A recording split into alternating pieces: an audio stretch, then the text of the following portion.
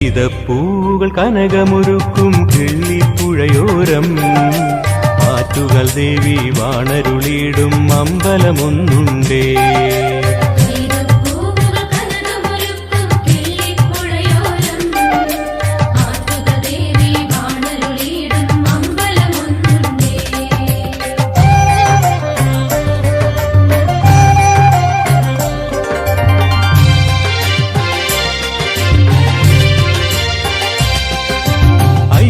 പൂജ തൊഴുന്നോർക്കെല്ലാം ഐശ്വര്യമേകുന്നു.